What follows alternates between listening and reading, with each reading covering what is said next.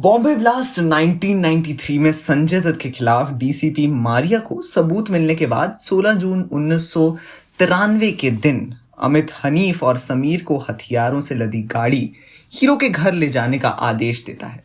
समीर अपनी गाड़ी चला रहा था और उसके पीछे पीछे अब सलीम हथियारों वाली मारुति वैन, समीर और अब्बू के साथ बाबा चौहान भी मौजूद था। हीरो पहले से ही अपने बंगले पर उनका इंतजार कर रहा था और जैसे वो तीनों उसके बंगले पर पहुंचते हैं, संजय दत्त वहां गार्ड ड्यूटी पर तैनात पुलिस कांस्टेबल को बाहर भेज देता है। इसके बाद संजय दत्त गैराज का दरवाजा खोलता है और मारुति वैन अंदर घुस जाती है। 3 AK-56 राइफल, 25 हैंड ग्रेनेड, एक 9mm पिस्टल और कुछ गोलियां खुद के लिए डफल बैग में रखने के बाद संजय दत्त बाकी के हथियार अपने गैराज में रखवा देता है। काम पूरा होते ही बाबा चौहान, समीर और अब्बू सलीम अपनी गाड़ियों में बैठ बंगले से निकल जाते हैं और संजय दत्त उस डबल बैग को साथ अपने कमरे में ले आता है। अब अनीस के कहने पर संजय दत्त ने हथियार अपने बंगले पर रखवा तो लिए थे, लेकिन कुछ ही दिनों बाद उसका घबराहट और बेचैनी शुरू होने लग जाती है। अनीस को फोन कर हथियार वहां से वापस ले जाने को कहता है और अनीस बाबा चौहान और बाबा चौहान ये काम अब्बू सलीम को सौंप देता है और इस बार अब्बू और हनीस अलग अलग गाड़ियों में दत्त के बंगले पर जाते हैं। इनमें से एक गाड़ी मंजूर अहमद की थी और दूसरी हनीफ की। इस बार भी हीरो अपने बंगले पर उनका इंतजार कर रहा था। बाकी हथियारों के साथ संजय दत्त अपने बैग से 2 राइफल और हैंड ग्रेनेड तो वापस कर लेता है, लेकिन एक राइफल और 9mm पिस्टल अपने लिए रख लेता है। यहाँ से हनीफ अपने ऑफिस निकल जाता है और अब्बू सलीम हथियारों के साथ मंजूर की गाड़ी में जेबुनासी काजी के घर। कुछ दिन बाद दोबारा अब्बू सलीम जेबुनासी के घर आता है और वो हथियार वापस ले जाता है।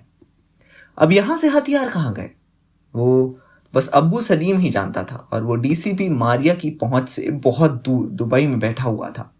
सीरियल धमाकों के केस से संजय दत्त का नाम आ जाना अपने आप में एक बहुत बड़ा धमाका था।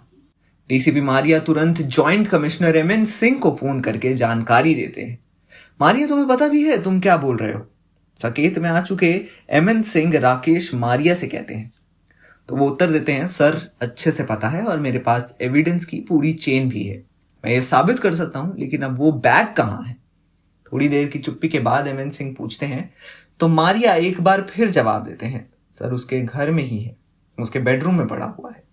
अगर मैं अभी वहां गया तो बैग पक्का मिल जाएगा। बैग उसके घर में ही है। ठीक है मारिया, लेकिन तुम्हें पूरा प्रोसीजर फॉलो करना होगा। डीसीपी मारिया को सावधान करते हुए एमएन सिंह आगे कहता है, उसके पिता इस देश की संसद में एक मेंबर है। तुम एक सिटिंग एमपी के घर में घुसने वाले हो। तुम्हारे पास गलती करने का कोई स्कोप है ही नहीं। 1 घंटे में कमिश्नर के ऑफिस वहां पहुंच जाते हैं। मैं भी निकल रहा हूं। Commissioner AS Samra DCP Maria को सावधान करते हुए कहते हैं कि उन्हें बहुत ही फूक फूक कर कदम रखने होंगे। यह दंगों के बाद का वो समय था जब सुनील दत्त ने शिवसेना के साथ साथ अपनी खुद की पार्टी के खिलाफ भी मोर्चा खुला हुआ था। वो आए दिन धरने पर बैठ रहे थे और अभी कुछ दिन पहले उन्होंने अपनी बेटी प्रिया दत्त के साथ एक सरकार विरोधी शांति मार्च भी निकाली थी। कहने का मतलब यह है कि सुनील दत्त अपनी खुद की पार्टी की सरकार और सरकार के मुख्यमंत्री शरद पवार के खिलाफ खुलकर मैदान में उतरे हुए थे।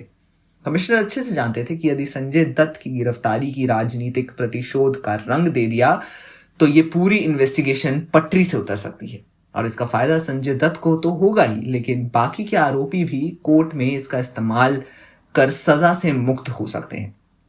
जब बॉम्बे पुलिस के इन तीनों टॉप कॉप के बीच विचार विमर्श चल रहा था, उस समय संजय दत्त आतिश फिल्म की शूटिंग के लिए मॉरिशस गए हुए थे और कमिश्नर सामरा के अनुसार उसके वापस आने तक इंतजार करना ही ठीक था। मगर हम उसके वापस आने से पहले उसके घर की तलाशी लेते हैं तो हो सकता है कि वो अलर्ट हो जाए तो कभी वापस ही ना आए। डीसीपी मारिया को समझाते हुए आगे कहते हैं, पता करो वो कब वापस लौट रहा है। फ्लाइट से बाहर निकलते ही उसको उठा लेना और हाँ, ये बात इन 4 दीवारों से बाहर नहीं जानी चाहिए। सर ये बात पूरी तरह से सीक्रेट रहेगी। अपने बॉस को विश्वास दिलाने के बाद डीसीपी मारिया पूरे जोश से आगे की प्लानिंग में लग जाता है। लेकिन अगले दिन द डेली नामक एक छोटे से अखबार के फ्रंट पेज पर एक हेडलाइन छपी है, हेडलाइन जो डीसीपी मारिया के सारे जोश पर पानी फेर देती है। संजय के पास AK-56 बंदूक है। रिपोर्टर बलजीत परमार द्वारा डी डेली के फ्रंट पेज पर छापी गई यह हेडलाइन मारिया के पैरों तले जमीन हिला देती है। कल ही तो उन्होंने कमिश्नर को विश्वास दिलाया था कि यह बात पूरी तरह सीक्रेट रहेगी और आज इसकी हेडलाइन छप चुकी थी। ऐसा कैसे हो सकता है? आखिर यह खबर किसने लीक की होगी?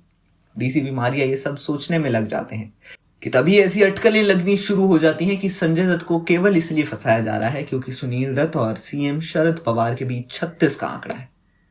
अब इसके आगे की कहानी मैं आपको नेक्स्ट वीडियो में बताऊंगा और ऐसी ही स्टोरी हमें सूर्यवंशी 2 में देखने को मिल सकती है। तो आपके क्या विचार हैं? हमें कमेंट सेक्शन में अपनी राय जरूर बताएं और देखते रहिए हमारे चैनल पॉलीग्राफ स्टूडियोज।